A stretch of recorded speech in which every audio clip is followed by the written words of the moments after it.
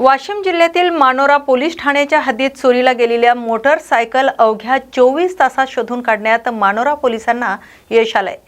Police निरीक्षक नैना पोहरकर यांच्या मार्गदर्शनाखाली गुन्हे तपास पथकाने तपासाची चक्र वेगाने फिरवत संशयित आरोपी नितीन दिगंबर ठवकर वय 32 राहणार भुलाई तालुका दारवा जिल्हा यवतमाळ याला अटक केली आहे। त्याच्याकडून MH 37 M 3837 क्रमांकाची पॅशन प्रो मोटरसायकल अंदाजे 54,000 रुपये किमतीची जप्त करण्यात आली आहे। ही कार्यवाही पोलीस उपविभागीय अधिकारी विशाल क्षीरसागर यांच्या मार्गदर्शनाखाली मानोरा पोलीस ठाण्याच्या पथकाने केली असून प्रकरणाचा पुढील तपास सुरू आहे। कळमनुरी शहरात येत्या 7 जुलैपासून प्रसिद्ध हजरत सरकार सय्यद नुरुद्दीन नुरी शैयद चिश्ती रहमतुल्लाही अलाह उर्फ नुरी बाबा यांच्या संदल आणि उर्स सोहळ्याला प्रारंभ होतोय। या निमित्ताने भव्य मिरवणुकीचं आयोजन करण्यात आलं असून कळमनुरीसह अनेक जिल्ह्यातून हजारो भाविक उर्सासाठी शहरात दाखल होणार आहेत। त्यामुळे शहरात स्वच्छता, नियमित पाणी पुरवठा, पथदिवे आणि इतर मूलभूत सुविधा तातडीने उपलब्ध करून द्याव्यात अशी मागणी मुस्लिम सेवा संघाने नगर परिषदेकडे निवेदनाद्वारे केली आहे। निवेदनात म्हटलं आहे की सध्या शहरातील अनेक ठिकाणी कचऱ्याचे ढिगारे साचले असून नाल्या घाणीने तुडंब भरल्यात। तसेच 8 दिवस पाणी पुरवठा होत नसल्याने नागरिकांना मोठ्या अडचणीचा सामना करावा लागतोय। अनेक भागातील पथदिवेही बंद असल्यामुळे रात्रीच्या वेळी नागरिकांची गैरसोय होत आहे। तर नुरी बाबा संदल आणि उर्स काळात भाविक आणि नागरिकांना कोणत्याही प्रकारची अडचण निर्माण होऊ नये यासाठी शहरात विशेष स्वच्छता मोहीम राबवावी, 2 दिवसाआड नियमित पाणी पुरवठा करावा, बंद असलेले पथदिवे तातडीने सुरू करावेत, तसेच इतर नागरी सुविधा उपलब्ध करून द्याव्यात अशी मागणी निवेदनातून करण्यात आली आहे। यावेळी मुस्लिम सेवा संघाचे जिल्हा अध्यक्ष शेख आमेर, ॲडव्होकेट इलियास नाईक यांच्यासह संघटनेचे पदाधिकारी आणि सदस्य उपस्थित होते। लातूर जिल्ह्यातील शिरूर अनंतपाळ नगरपंचायतीकडून पाणी पुरवठा योजनासाठी खोदण्यात आलेले रस्ते पुन्हा पूर्ववत करण्याचं काम पावसातही सुरू ठेवण्यात आले।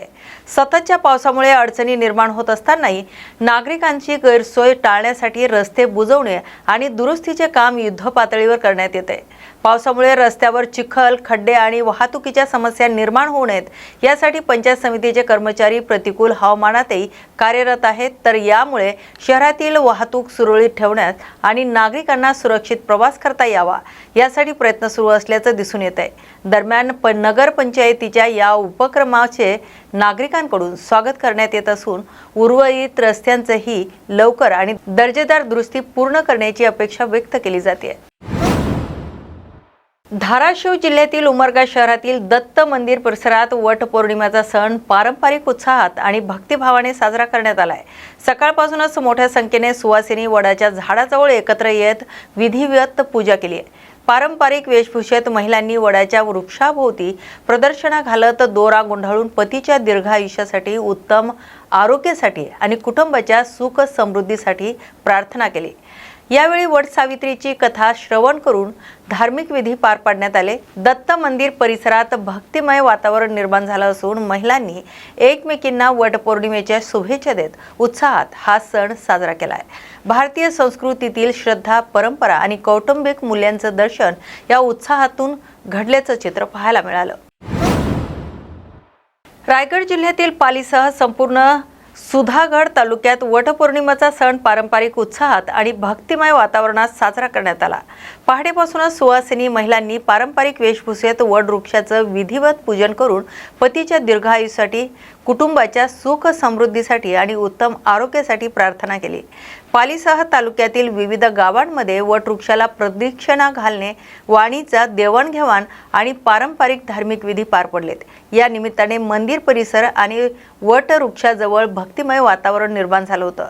श्रद्धा, संस्कृती आणि कौटुंबिक मूल्यांचं जतन करणारा वटपौर्णिमेचा हा सण यंदाही सुधागड तालुक्यातील उत्साहात साजरा करण्यात आल्याचं चित्र पाहायला मिळतंय। आगामी जनगणनेच्या पूर्वतयारीत ओबीसी समाजासाठी स्वतंत्र कॉलम नसल्याचा आरोप करत रत्नागिरीत विविध ओबीसी संघटना आक्रमक झाल्यात।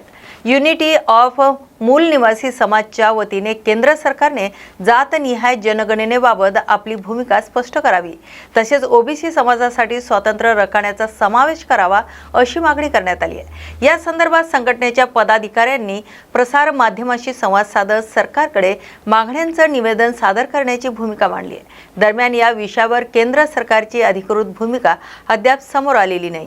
रत्नागिरीमध्ये छत्रपती शाहू महाराजांच्या आणि राव बहादूर सी.के. बोले साहेबांच्या संयुक्त जयंतीच्या निमित्ताने बहुजन सामाजिक ऐक्य परिषदेच्या माध्यमातून एक कार्यक्रम आयोजित करण्यात आलेला आहे। आणि या कार्यक्रमाचा मुख्य विषय जो आहे की 2027मध्ये होणारी जी जातीनिहाय जनगणना ही केंद्र सरकारने घोषित केलेली आहे, ही जातीनिहाय जनगणना योग्य पद्धतीने केली जावी। या देशातल्या ओबीसी, भटकेमुक्त, बलुत्यांच्या जाती आहेत, त्याच्यामध्ये विशेष मागासलेल्या जाती आहेत, अनुसूचित जाती, जनजाती आहेत आणि इतरही जे सामाजिक धार्मिक समूह आहेत, या सर्व समूहांची जातीनिहाय वस्तुनिष्ठ माहिती या जनगणनेच्या माध्यमातून गोळा केली जावी। आणि या जनगणनेच्या माध्यमातून जर ती वस्तुनिष्ठ जनगणना जर झाली तर लोकांच्या सामाजिक आर्थिक किती विकास झाला आहे, त्यांची काय परिस्थिती आहे हे समोर येऊ शकते। परंतु मागच्या जून महिन्यामध्ये 15 मे ते 15 जून या कालावधीमध्ये जी घरगणना झाली, या घरगणनेमध्ये जे आश्वासन दिलं गेलं होतं की जातीनिहाय जनगणना होणार आहे, त्यामध्ये ओबीसीचा कुठलाही कॉलम ठेवला गेला नव्हता। त्यामुळे या देशातल्या ओबीसींच्या मनामध्ये, बलुत्यांच्या मनामध्ये ही ठाम शंका आणि अविश्वास निर्माण झालेला आहे की येणाऱ्या जनगणनेमध्ये पुन्हा त्यांच्याबरोबर धोकेबाजी होण्याची संभावना आहे।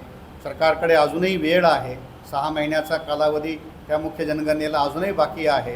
तर त्या कालावधीमध्ये सरकारने या गोष्टीची दुरुस्ती करावी आणि या देशातल्या सर्वच जातींची व्यवस्थित पद्धतीने, शास्त्रशुद्ध पद्धतीने जनगणना केली जावी, जाती जनगणना केली जावी आणि त्याच्या आधारावरती भविष्यातल्या ज्या विकास योजना आहेत, अनेक जे काही कामं आहेत, त्या गोष्टीसाठी हा डाटा महत्त्वाचा ठरेल। म्हणून आम्ही यासाठी आंदोलन करत आहोत की सरकारने या गोष्टी तातडीने दुरुस्त कराव्यात आणि जाती जनगणना करावी आणि त्या जाती जनगणनेची वस्तुनिष्ठता ही लोकांना माहिती होण्यासाठी त्याच्याविषयी मोठ्या प्रमाणात समाजालाही जागरण करण्याच्याच हेतूने आजचा हा कार्यक्रम आयोजित करण्यात आला होता।